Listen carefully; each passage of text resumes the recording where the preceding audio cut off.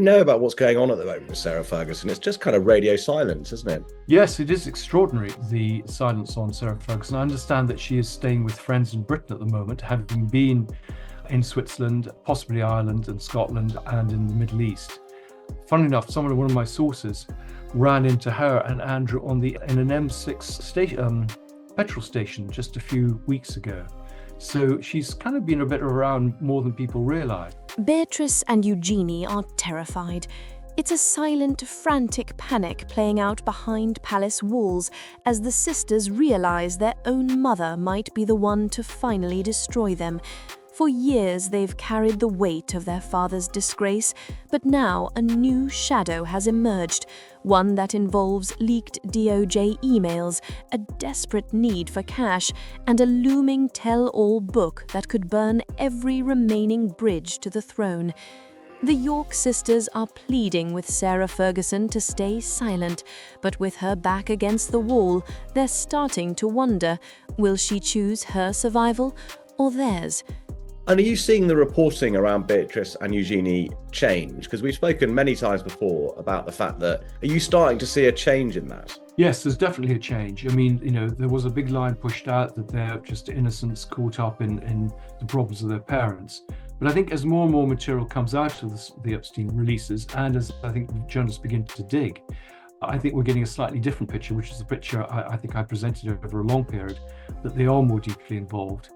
They are continuing to trade off their royal status to make money for themselves. The childhood Beatrice and Eugenie once knew was a carefully constructed lie. Imagine waking up to realize that every luxury vacation, every high society event, and every cent in your bank account was tied to a world of shadows. For the York sisters, the nightmare isn't just beginning, it's rewriting their entire history. They aren't just losing their titles, they are losing their sense of reality. Every memory of their father, Andrew Mountbatten Windsor, is now under a cold clinical microscope. The grand stories he told them and the security he promised have been replaced by a crushing wave of doubt. They are looking back at the lavish trips and the elite circles they once moved in, wondering how much of it was funded by the very connections that are now destroying their futures. It's a psychological collapse that most people couldn't survive. They are trapped in crisis talks, desperate to distance themselves from the wreckage, but the deeper they dig, the more they find. Every bank transfer from years ago now feels like a ticking bomb. Every photograph from their youth feels like evidence. The sisters are reportedly extremely upset, but the word upset doesn't even scratch the surface. They are grieving a life that may never have been what it seemed. And as they struggle to reconcile the parents they love with the headlines the world sees, a new threat is emerging from within their own home. Because while the sisters are fighting to save their names, their mother is facing a financial catastrophe so severe she might be forced to sell the family's final secrets just to survive. I mean, she describes herself as a fighter. I mean, she's always come back. Actually, she does go run and hide, which is what she's been doing. But then she comes back kind of feeling much stronger, I suppose. Sarah Ferguson is standing on the edge of a financial precipice, and she's looking straight down into the darkness. For decades, the former royal relied on her title and her proximity to the throne to fuel a lavish lifestyle. But in 2026, the bank accounts are running dry. The eviction from the Royal Lodge wasn't just a move, it was a message.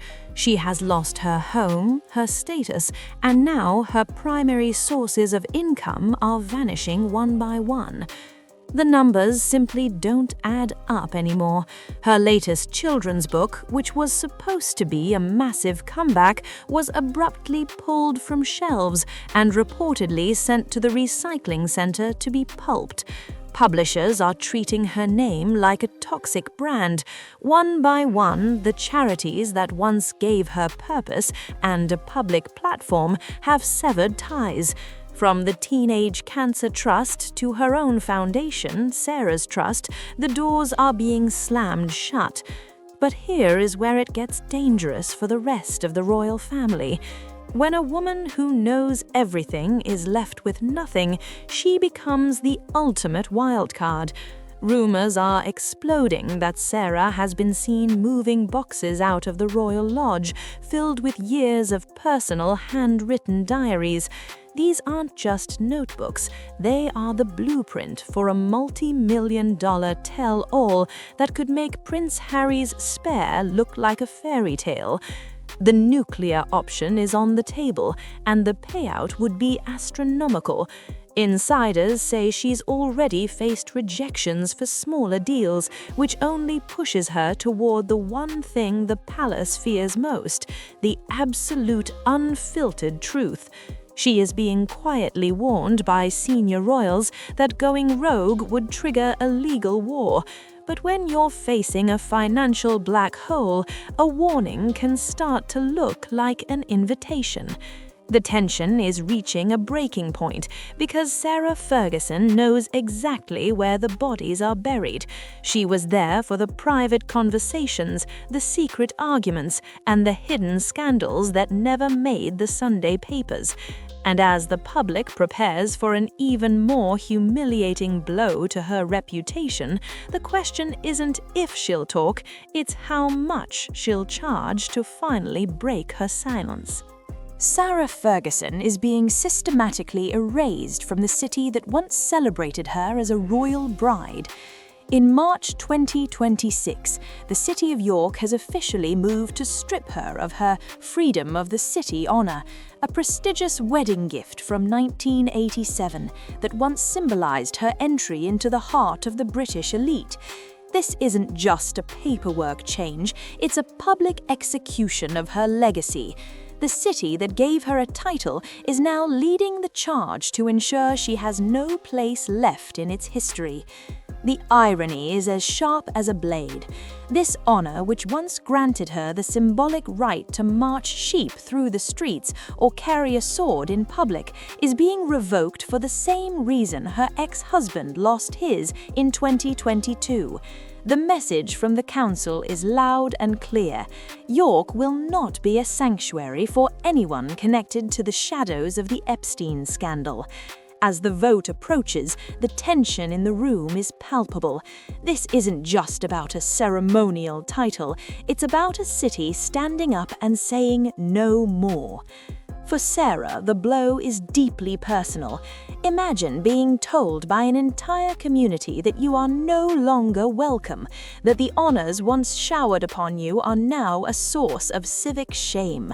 The council leaders aren't holding back either.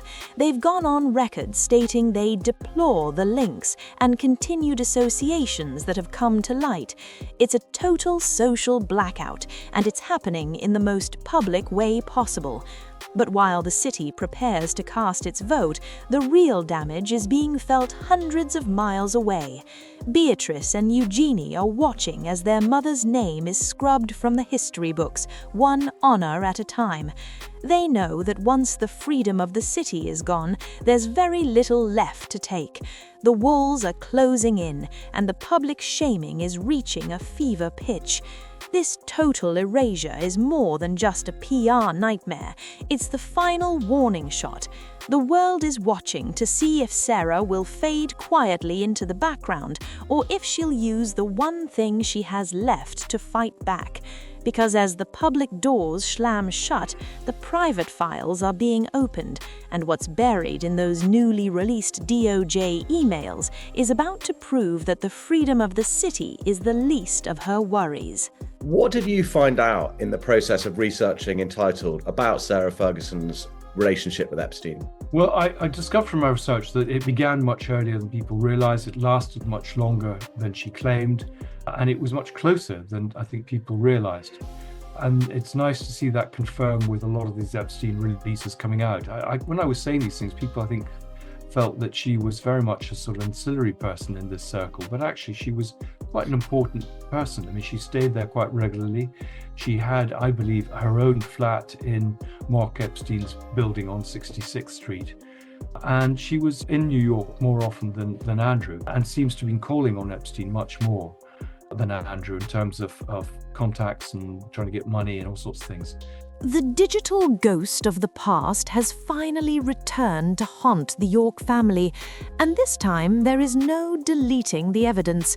Newly released files from the US Department of Justice have blown the doors off the quiet life Sarah Ferguson was trying to build. These aren't just vague accusations anymore. They are cold, hard emails that place her directly in the orbit of the most infamous social circle in modern history.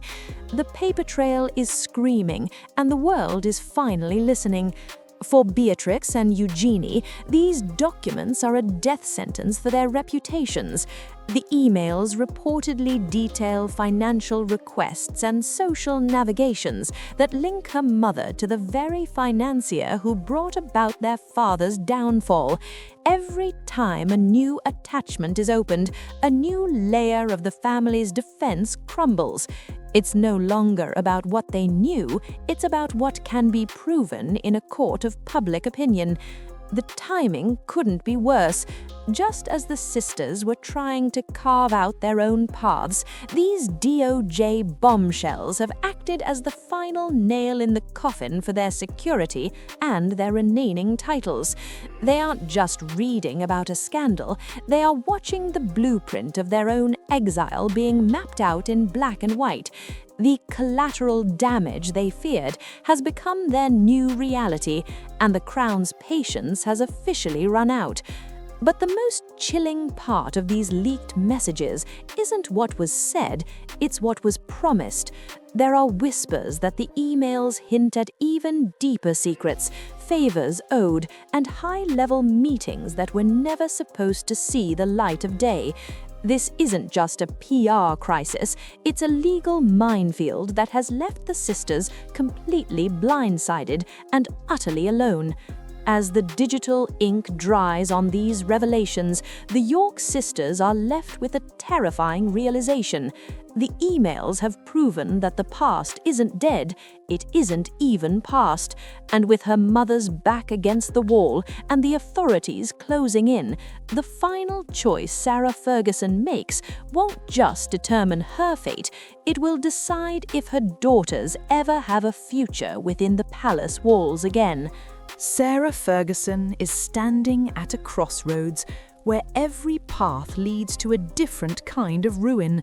She is no longer the Duchess of York, her charities have collapsed, and the very city that once honoured her is voting to erase her name from its history. To her, a tell-all book might look like the only way to pay the bills and keep her head above water. But for Beatrice and Eugenie, that book is a weapon aimed directly at their remaining shred of royal identity. They've watched their father, Andrew Mountbatten Windsor, fall from grace, and now they are desperately pleading with their mother not to finish the job. The true tragedy of the York family isn't just the lost titles or the eviction from the royal lodge, it's the collapse of trust.